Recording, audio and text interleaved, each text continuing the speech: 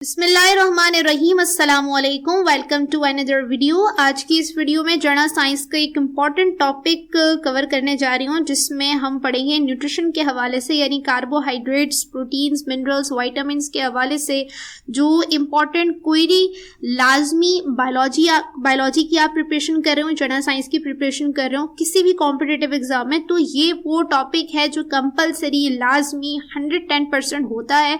और ये वो तमाम MCQs हैं जो मोस्टली कॉम्पिटिटिव एग्जाम में आते हैं।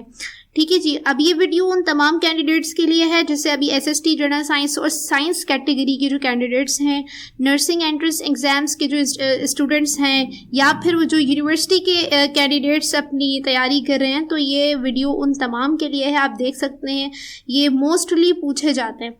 ठीक है, इंशाल्लाह न्यूट्रिशन के हवाले से आज आपके काफ़ी सारे कॉन्सेप्ट क्लियर हो जाएंगे।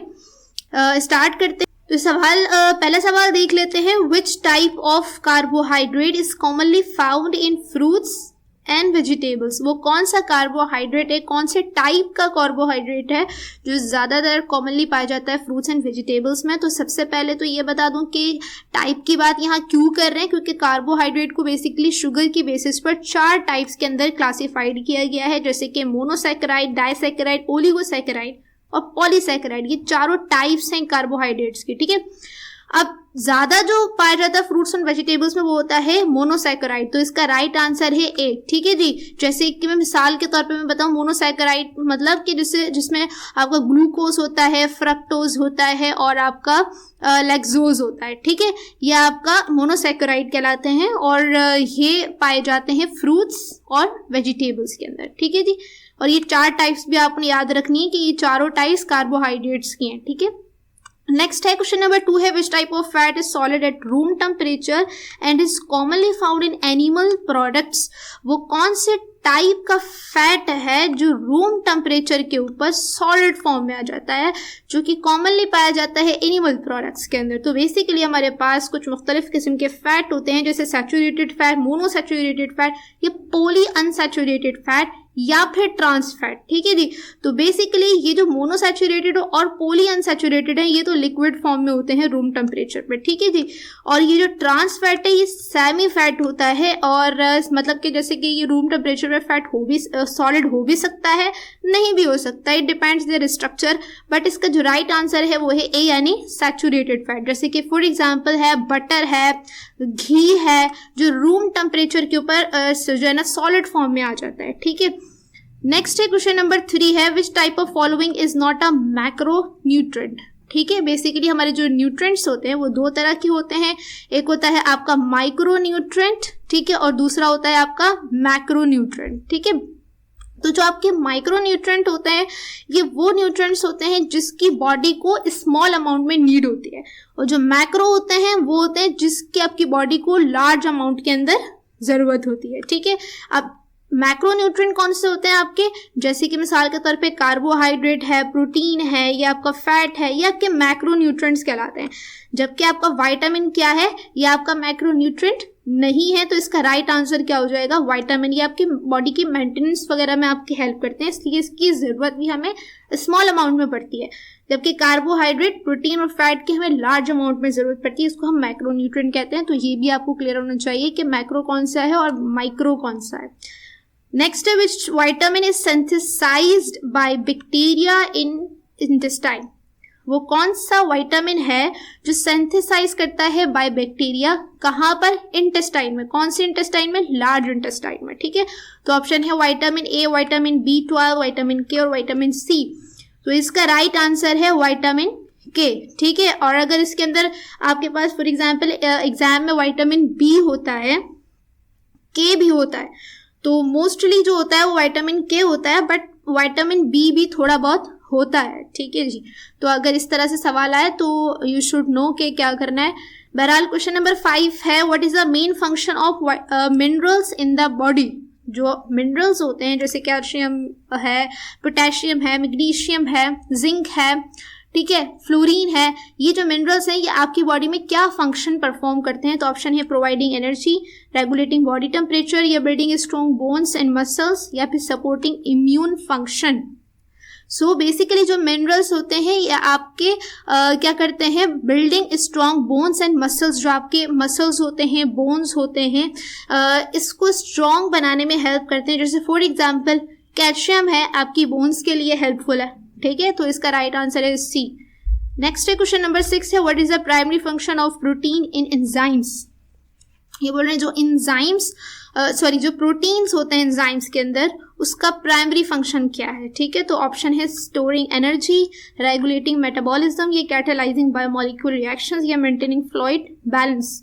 सो इसका राइट आंसर है सी, यानी कैटालाइजिंग बायोकेमिकल रिएक्शन, क्योंकि हमें पता है हमारी बॉडी में थाउजेंड्स ऑफ केमिकल रिएक्शंस होते हैं. तो आपके जो प्रोटीन्स होते हैं आपके जो एंजाइम्स होते हैं वो बेसिकली आपके प्रोटीन्स ही होते हैं.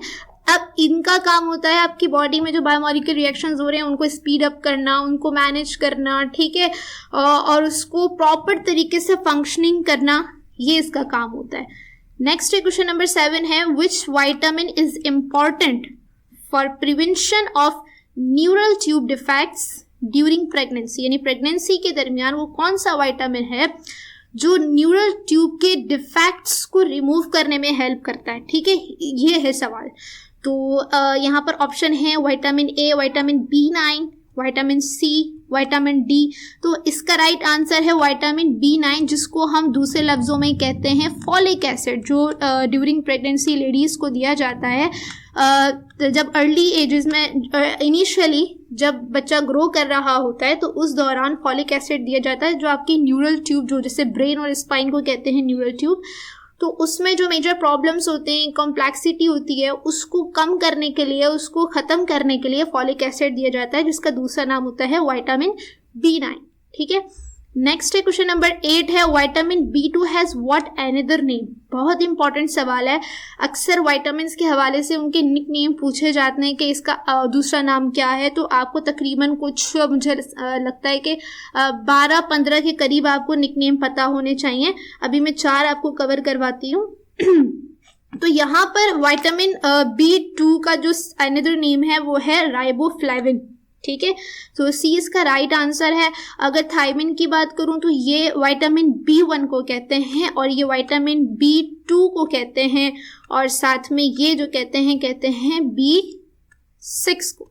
ठीक है जी, तो ये आप लोगों को अच्छे से पता होना चाहिए. नेक्स्ट क्वेश्चन नंबर 9 है, which of the following is an example of high protein food. इनमें से वो कौन सा है जिसमें सबसे ज़्यादा प्रोटीन होता है. तो पोटैटो है, मीट है, वाइट ब्रेड है, ऑलिव ऑयल है. तो राइट आंसर है इसका मीट. इसमें वो कंप्लीट सारे अमाइनो एसिड मौजूद होते हैं जिसकी हमारी बॉडी को नीड है. और आपने वो भी सुना होगा कि हमारे जो बॉडी में हमारी बॉडी को 7 ऐसे अमाइनो एसिड्स की ज़रूरत होती है जो दूसरे किसी फूड में नहीं मिलते. वो मिलते हैं हमें मीट से, यानी गोश्त से. So meat is a complete और हाई सोर्स ऑफ प्रोटीन.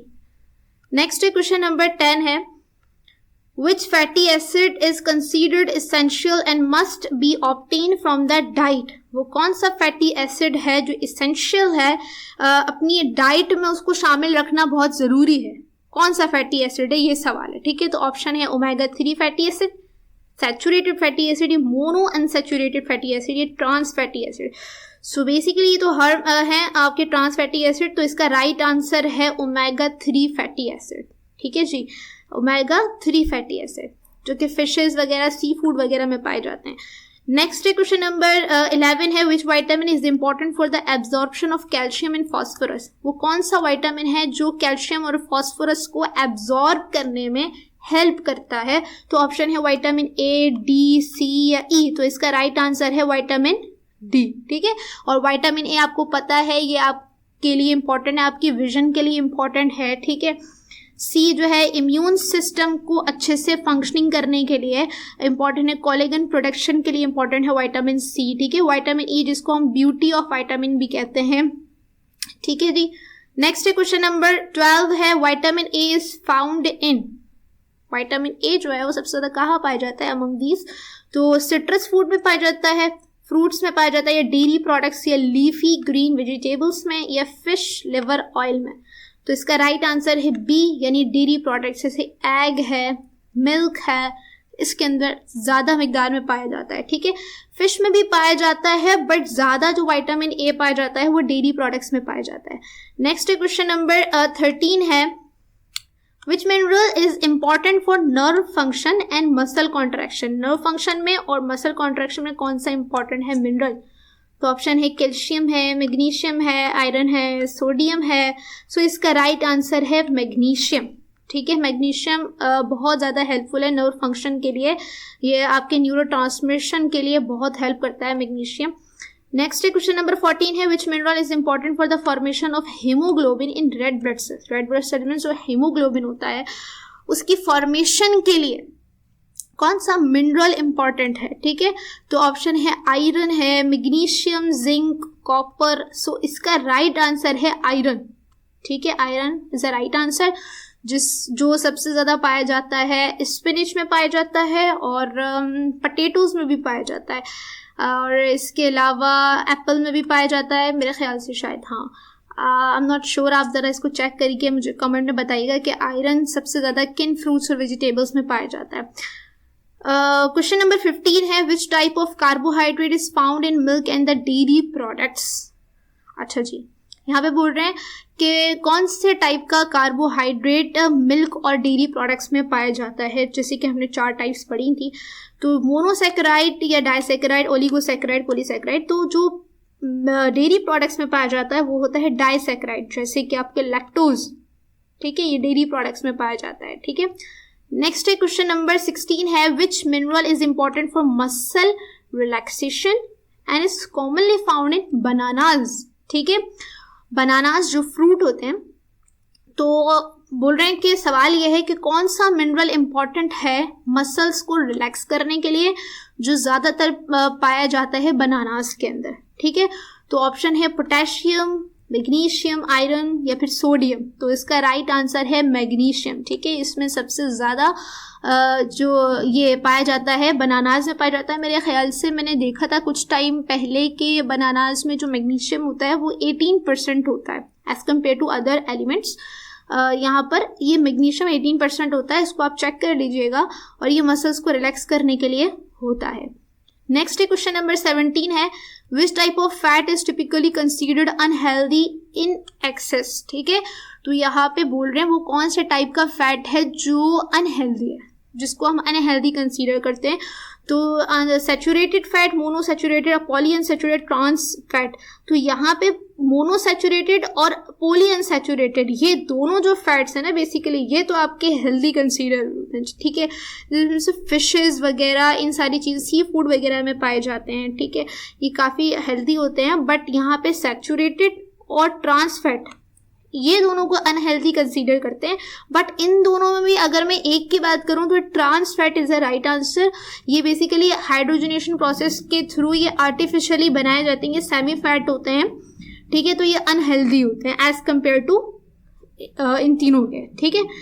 बाकी नेक्स्ट क्वेश्चन नंबर 18 है, starch and glycogen are example of. अब देखिए वही कार्बोहाइड्रेट वाला सवाल है, इसको 3 तरीकों से मैंने इस वीडियो में रखा है, ये इन तीनों तरीकों से अक्सर पूछा जाता है, ठीक है।